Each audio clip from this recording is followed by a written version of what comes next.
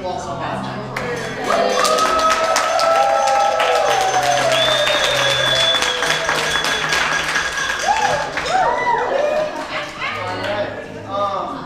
We have a few words that are going to be said by a good friend and then, of course, my father. So we'll start with Mike. This is Mike Hayek, everyone. My groomsman friend for 7-8 years. Seven years. Yeah. I was a groomsman in his wedding. Also with James, other buddy of mine, for the past 11 years. We've all been in each other's weddings. So Tim, you're next.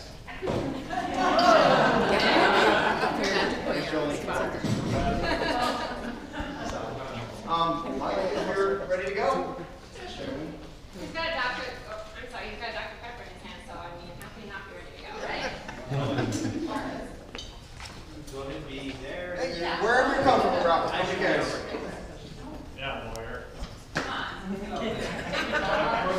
Congratulations to Mike. He Just took the bar on bar Wednesday. exam. He's going to become a lawyer.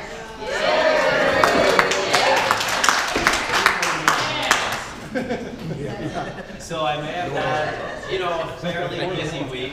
So I might have written this or not written this very recently.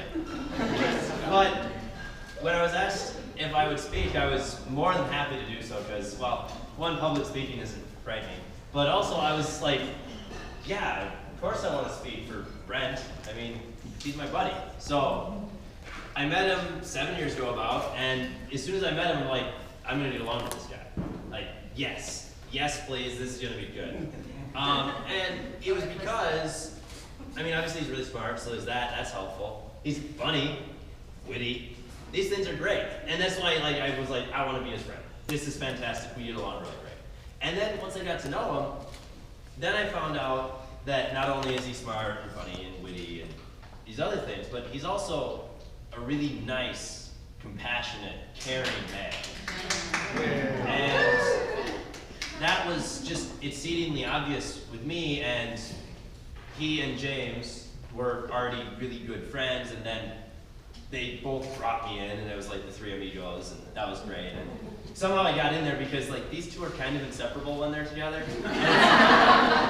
I don't know how Ashley did it, but she did. So when Ashley and Brent started being together and they were together and they continued to be together, it was just fantastic because I got to see another side of Brent that I hadn't seen yet, because he was not just good friends with the guys, but he also had this amazing woman that he cared for so much and he was so kind to all the time. Like, I'd never hear him say a negative thing whatsoever about her, ever. And we've known each other for quite a while, and that's pretty impressive.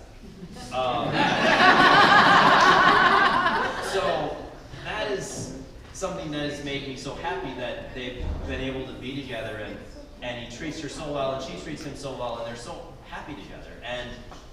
And just yesterday, me and Brent were up rather late, hanging out in the backyard, having fire, after everyone else fell asleep. I was in bed. You too. Pretty much everyone else was. So we were just hanging out, and it was so great to hear the lovely things he had to say about Ashley. He was just so excited that he was gonna get married to her that day. And I'm just so proud of what was happening, and I'm so happy that they found each other and they're so perfect together. And here's to the beautiful couple.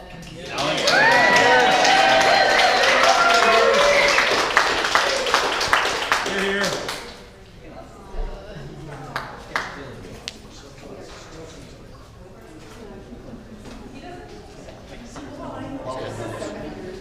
It was my honor. Oh. Absolutely. All right. It turns out, weirdly enough, that it's tradition for the father of the bride to reply after the three best men. You know about the three best men, right? Hear no evil, speak no evil, smell no evil.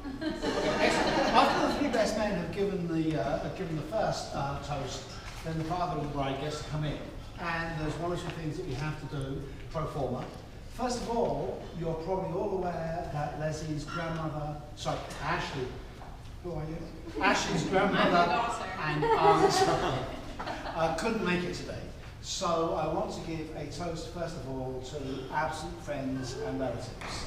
Absent friends and relatives. It is also my pleasure to give a second toast to all the people who helped so much during this preparation for this wedding. You know, it takes quite a lot to put together an event like this, and we have had wonderful help from many of our friends and relatives. So to the, hold on a moment, I've got a cheat here.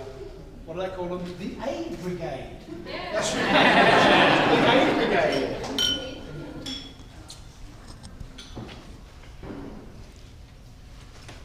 I've actually known Ashley quite a long time. Yeah, one way or another. I have had the opportunity, of course, to see her grow up and to find out about all her foibles and her interests. In fact, one of the first things that Ashley and I used to do together was to watch a movie that included that wonderful song, Over the Rainbow, that we walked out to today. Ashley and I used to watch The Wizard of Oz every day. Well, actually it was every day for 3 years, so it's over 1,000 times.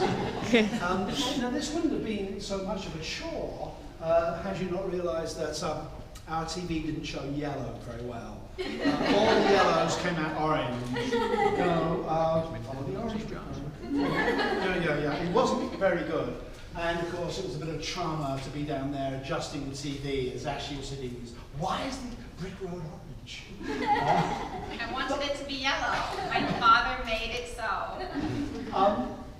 But that particular movie, of course, taught her a couple of very good things. First of all, not to dump on people, particularly if you're a house. And secondly, even if you're a lion, you really have to have a heart. And that started Ashley thinking along throughout her life about, you know, the understanding of relationships with people and how important it is for people to understand one another. And she actually, get this, at the age of about 14, wrote a book called The Best of Friends, which included, and you'll love this, guys, the immortal line, in many of these families, there were children. Think about that, all right? It also finished with an absolutely wonderful line. Hold on, I've got to get it here. Maybe our differences are not so different after all. And of course, isn't that cool? Isn't that cool? And of course, differences is something that Brent has to deal with often here and there. He has to put up with bizarre things like accents and traveling all over the world. What else have I got down here? Drinking tea, driving on the left, warm beer. There's no ice in England. There is no ice in England. Ice is only found in Iceland. And once you it's the end of the ice. No more ice once you get into Europe. Okay. Anyway, Brent, of course, we have to put up with him as well. He has some very strange idiosyncrasies. Cold beer. What is with that? I don't understand that.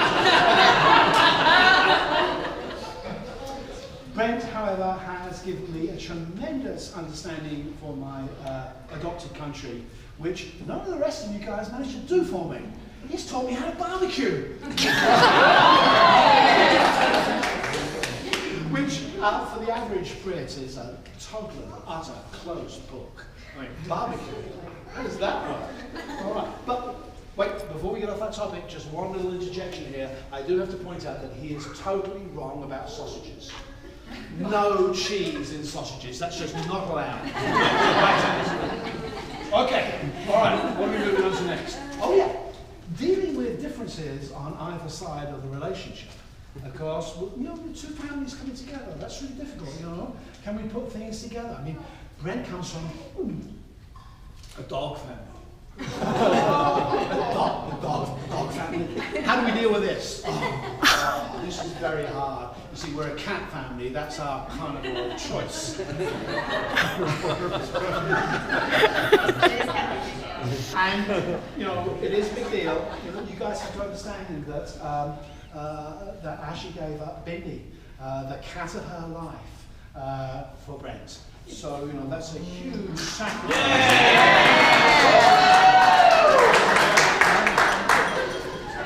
I should just mention that Bindi has since gone to college, and she's been at college with her grandparents ever since. And she hasn't graduated yet, because it's like 5 or 6 years, but she hasn't changed major. She's still majoring in cat food science. Excellent, cat food science. Yeah. All right, that was an in-joke.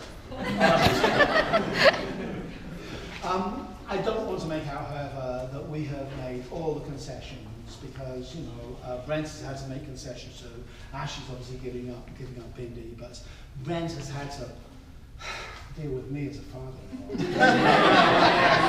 I don't know how we're going to manage that. Okay, so each of them has had to adapt to the other, which has been a wonderful thing, of course. And what better basis for a marriage than that? And they're putting their two ways of living together and making it into a whole. And actually, you know, this was remarked upon over 2,000 years ago by this, I don't know, dead Greek guy called Aristotle or something. Is it Aristotle? Yeah, one of those dead Greeks. And he said that love is comprised of a single soul forming one body. You got that? 2 souls? That's right. Yeah, right. And so I had been asked by someone to say that in Greek, but I'm not going to do that because that's way beyond that. I can't do that. Anyway, so that brings me to the end of what I have to say. All I have to finish with is to say we should raise our glasses to Ashley and Brent. Today, a very, very rare day, as all wedding days are. Now, just to point this out, you understand it's a very rare day, and it's so rare that today there is a second full moon this month.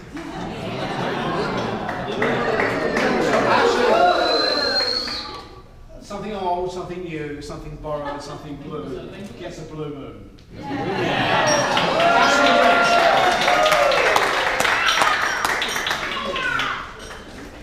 Okay, cut the cake, you guys. It's time for cake. We're going to go ahead and cut we have 3 cakes tonight. We have a cheesecake for Brent with Brent's favorite cake, cheesecake. We have my favorite cake, chocolate. And we have a traditional British wedding cake, which is a fruit cake. So for those of you who are afraid, it's okay.